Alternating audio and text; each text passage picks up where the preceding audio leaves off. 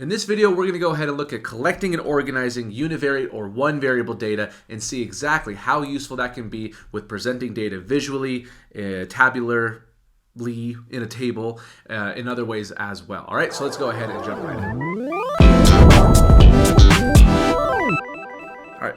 So when it comes to collecting and organizing univariate or one variable data, you got to recognize that there are two different main categories that data falls into: qualitative and quantitative. All right, so quantitative is like a quantity. It is a number value that you can assign to something. So it really answers the question how much, how many. It is things that you can really count. Qualitative, on the other hand, is going to be more open-ended. It's going to be like, hey, what's your favorite color? Or what's your favorite food? Something like that, all right? So you can't exactly attribute to it a numerical value, but there's more of like a open-ended answers that don't exactly give you hard numbers and data. And then when it comes to this hard numbers and data, the quantitative data, it falls into two different categories: discrete and continuous. So what discrete data really means is that it can be counted, and it can also really only take the value of specific integers or whole numbers. So for instance, like the numbers of cars in a parking lot, or the number of students in a classroom, or the number of microphones on my desk, or the number of cat buses and Totoros over here to my left.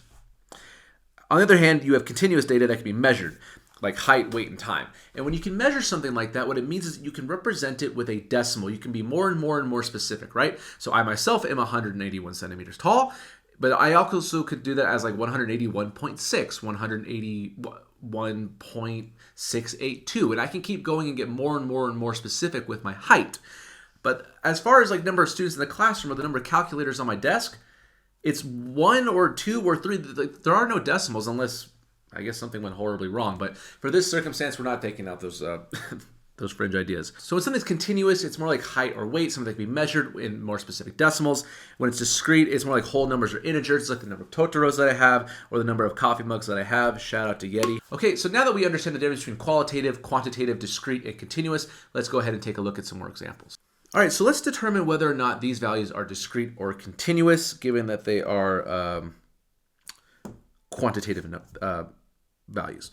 So the number of apples in a bag, well, that is going to be a discrete number, okay? Because I can only have so many number of apples in a bag. I can't really be as specific as I want with decimals, right? Sure, maybe half the apples eaten, but that's kind of like a weird, asterisk mark scenario. But when it comes to the actual like number of potatoes or apples or pears or bananas in a bag, those are going to be whole numbers. So that's discrete. So the weight of students in grade 6, that's going to be continuous because weights can be represented by decimals to be more and more and more specific. The number of blue cars in a parking lot. Again, outside of a tragic accident, you're going to have a full car. So you're going to have a whole number, decimal. The football boot sizes of a football team. That is also going to be a discrete value because it doesn't say how long their foot is. It says the football boot sizes. And as you know, at least here in Europe, it's 42, 42.5, 43. Those are very distinct numbers. United States, where I'm from, it's 9, 9.5, 10, 10.5. So even though they do have decimals, they are capped off, all right? You can't just continually grow. You can't have an actual shoe size where when you open up your Nike Dunks or something, on the tag it says 9.57842. That just doesn't exist. It is 9, 9.5, 10. They're very specific increments. It's a discrete value. So the number of visitors to the Tower of London each week, that is also going to be discrete. Those are people, whole numbers. The weight of 20 puppies, that can be continuous because, again, weight, I can get a really, really, really, really, really good scale and get more and more specific with my numbers. The depth of snow on a ski slope, again, I can go to centimeters, I can go to millimeters, and I can keep going down and down and down with a more and more precise instrument in order to get that. The number of sixes when you throw a dice, 20. I always hated they say die 25 times. Oh, dices. I don't know. It makes more sense to me than die. But the number of sixes you get, that is absolutely going to be discrete. Very easy to count. The time it takes to run 100 meters. Now, that's kind of interesting. You might be thinking like, all right, well, maybe 100 meters. That's a sprint, so 42 seconds. But then if you think, 42 seconds, is that a lot for 100 meters? No, the 100-meter dash is like 4 seconds. So if you're running 42, try harder, I guess. Either way, the time it takes to run 100 meters. if you go to the Olympics, they're really measuring down to the millisecond and even beyond sometimes, because the margin of like the difference between the athletes and when they finish is so small. So you can actually continuously measure that out by getting more and more specific with your time. So that'd be continuous.